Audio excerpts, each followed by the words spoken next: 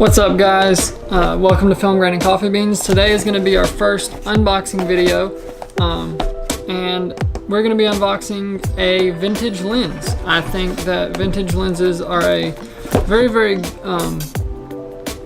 budget friendly way to get into some very fast glass, but also very modular sharp primes. And I really like to use them. My favorite film lenses so far that I've found are the Olympus OM lenses. So they say Zuiko on them, and you can get the best one, I think, bang for buck period, is the 50-1.8. It's like $35 to $50 depending on where you get it and the condition that it's in. But in here, actually, I don't know which one is in here. I ordered two. I ordered the 50-1.4 because as good as the 50-1.8 is, I can only imagine that a 50-1.4 would be twice as good. And then I also ordered a 35 f2. So I don't know which one is in here. And we're gonna open it up. And I'm gonna need to use my keys because I don't know where my knife is.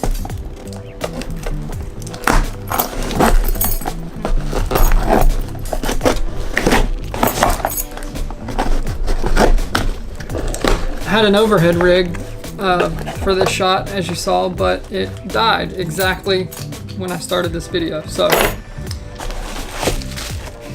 moment of truth.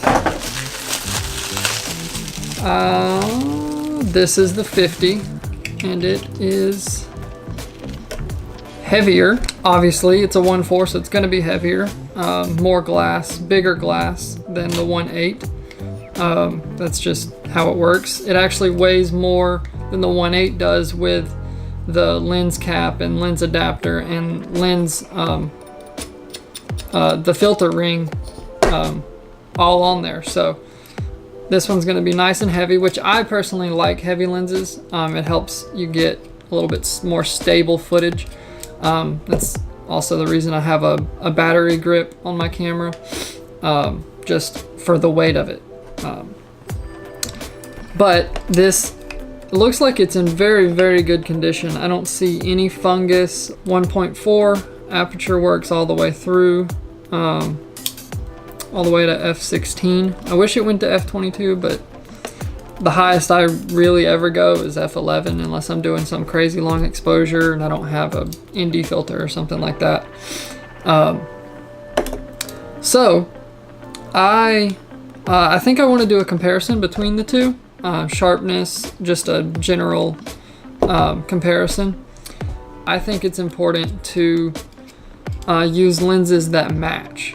So that's one of the reasons why I bought two of these. Not two 50s, but two more Olympus OM lenses, because I have a 50-1.8 and now a 50-1.4.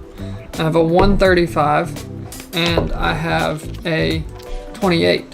So whenever my second lens comes in, I'll have a 50-1.4, a 35-2.8, a 135-3.5, and a 28-3.5. Now eventually I will have a 28-2.8, or actually I'll probably do a 24. I think they have a 24 2.8. I'll probably do that, and then I'll upgrade my 135 to a f2.8 like I did the 50 to the 1.4.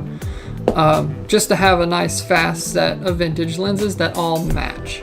And the importance in that is color grading. Now when you're doing photos, you're shooting in RAW, it's not that big a deal. You can generally make any camera, any lens, anything match if you shoot it differently.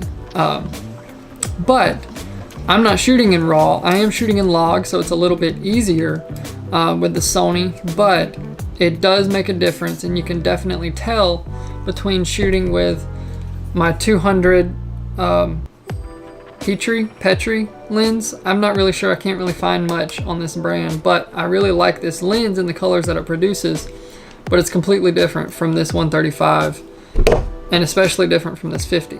The colors are just different, and neither one of them are bad, but it's hard for me to shoot with these as a set because they don't match.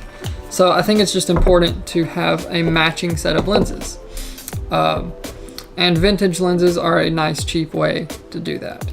And I'm also going to be doing a modification to all of these that removes the click in the aperture, so it's nice and smooth. I'm going to put a focus gear on here for a follow focus, and yeah, I'm really excited about these. I will show you guys the 35 f2 whenever I get it, but I just wanted to say that really quick about vintage lenses and show you guys my new lens.